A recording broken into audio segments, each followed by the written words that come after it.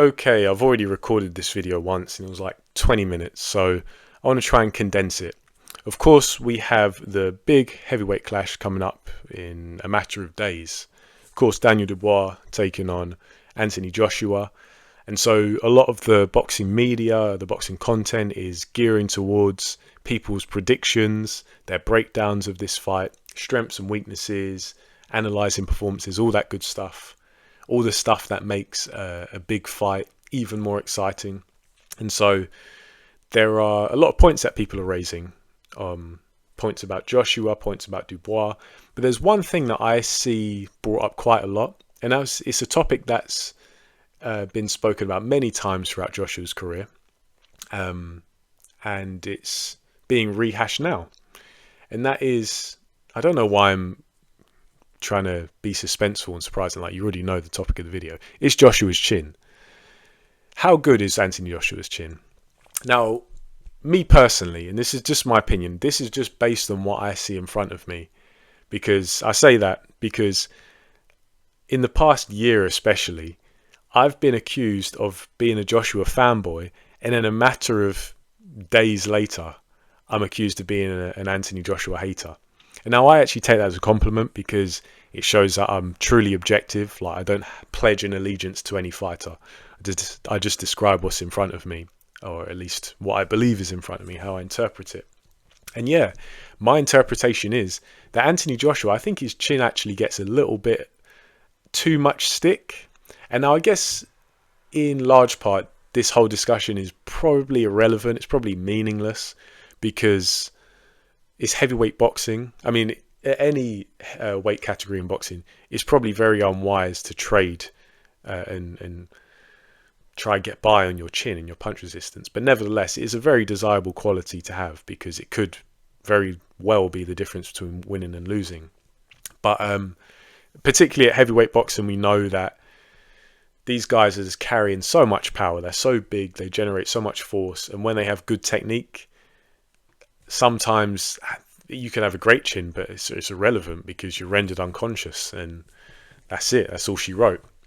But if we're going to go through Anthony Joshua's career, there are some very notable performances where he's gone in against noted punchers and he's managed to come through.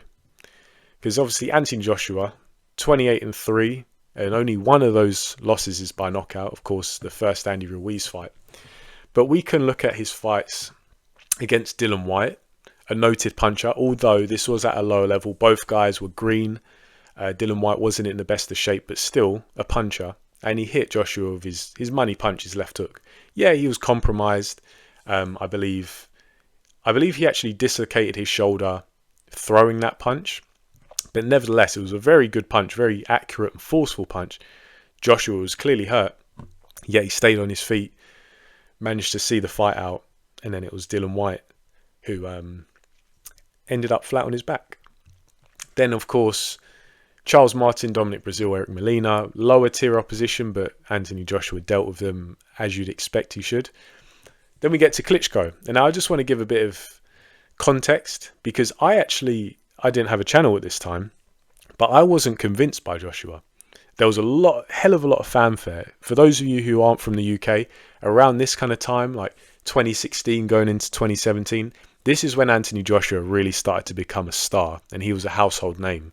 And a lot of people were just blown away by him because he was the full package, tall, dark and handsome, as the women would say, got this, chiseled physique, explosive athlete, knocking people out, heavyweight champion of the world. The guy is just living life. But many people in the boxing fraternity, including myself, I just wasn't sold. I just didn't see anything special. I saw a big guy, a decent athlete, dealing with the opposition in front of him in good fashion. But I don't know, there was just something missing, or there were a lot of question marks. Whereas this Klitschko fight was going to be the acid test. And I actually picked Klitschko back in the day to beat Joshua. I thought he was going to knock him out in 5 rounds. In round 5.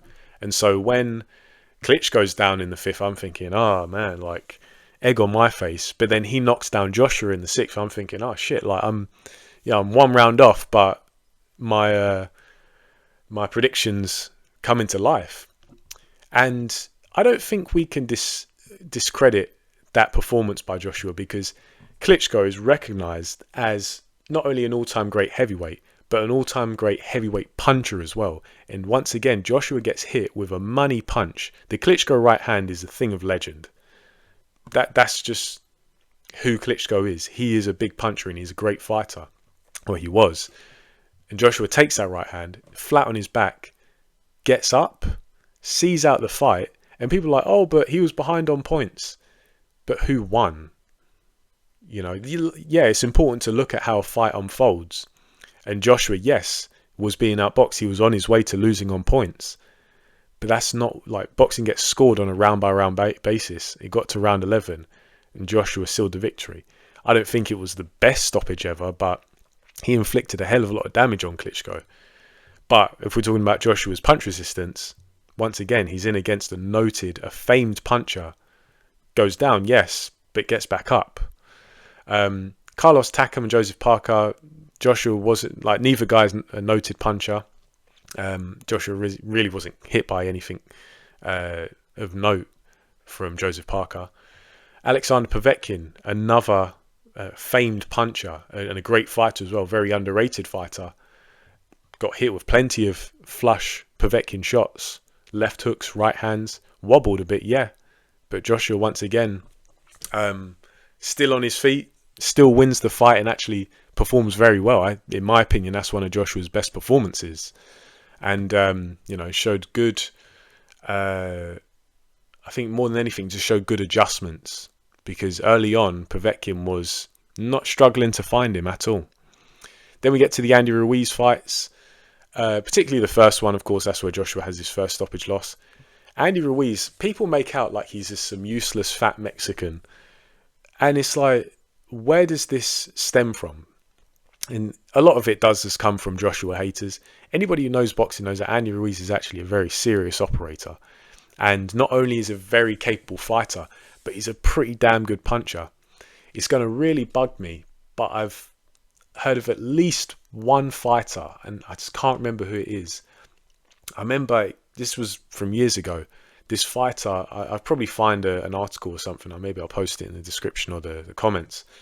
This particular fighter who sparred Ruiz said that Ruiz is actually one of the hardest punchers that he's ever been in with.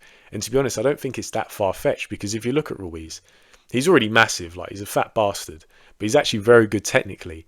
He's a very correct puncher, and he's super quick with his hands. So it's really the recipe to be a serious puncher, assuming that he's in decent condition.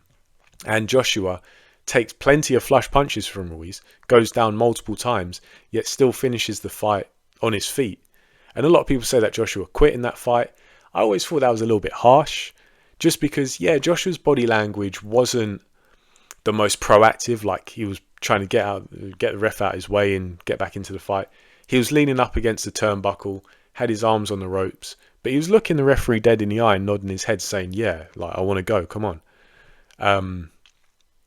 But the referee waves it off. So we don't know. Only Joshua knows what's going on in his head. But to say that it was so blatant that he quit against Ruiz, I always thought was a little bit harsh. Nevertheless, he lost.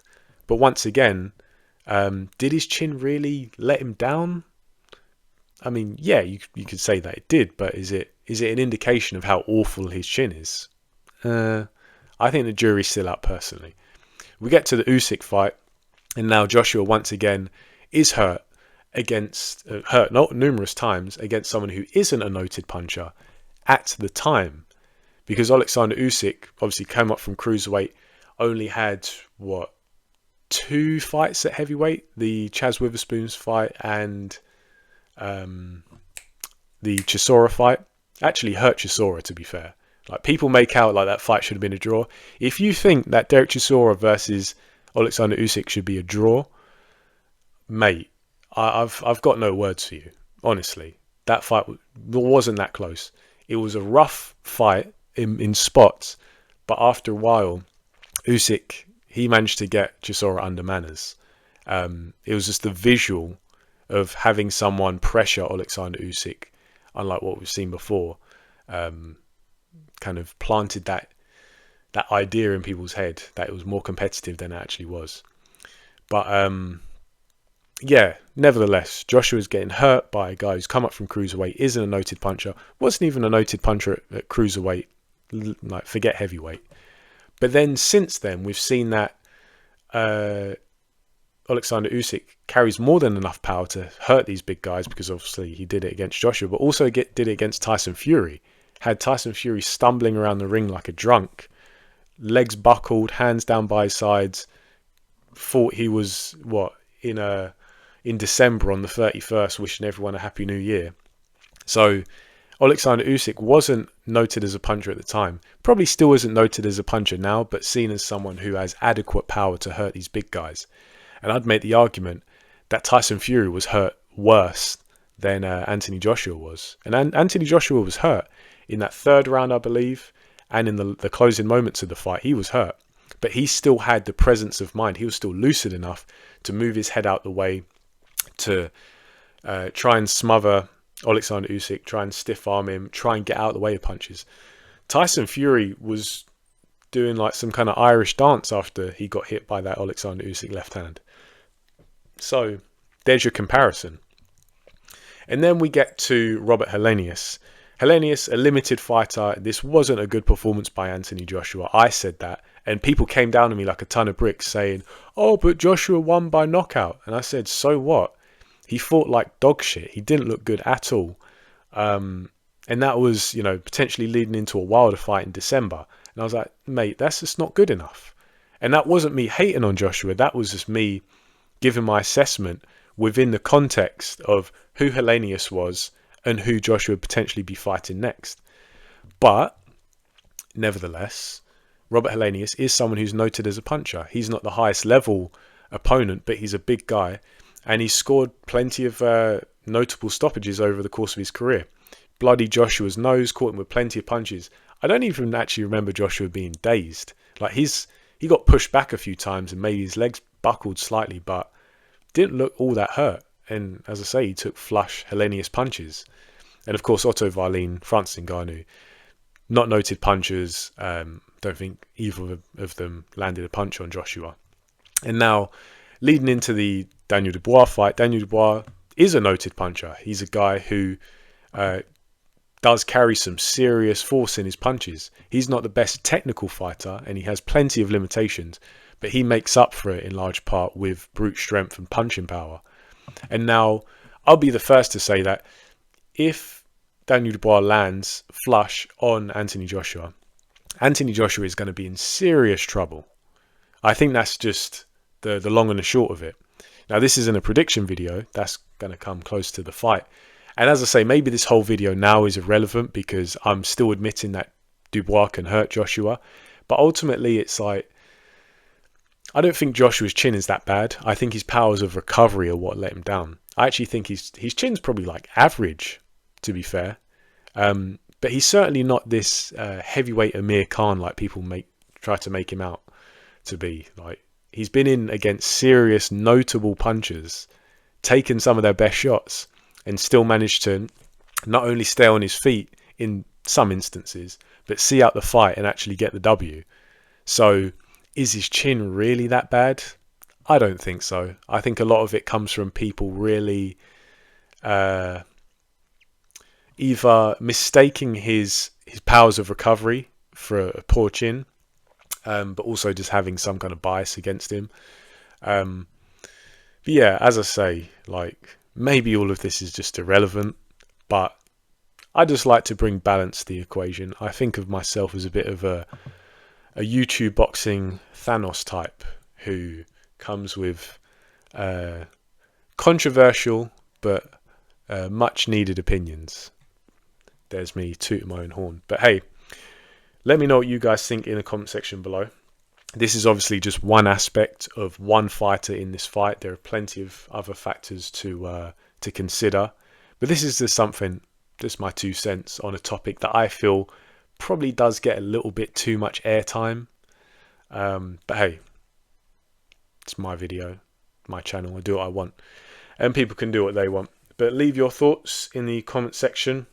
What do you think of my take? And Who are you picking to win in this one? As I say, prediction video and a breakdown will be coming close to the fight in the next couple of weeks. So yeah, I'll leave this one here. Thanks for listening. I'll catch you in the next one.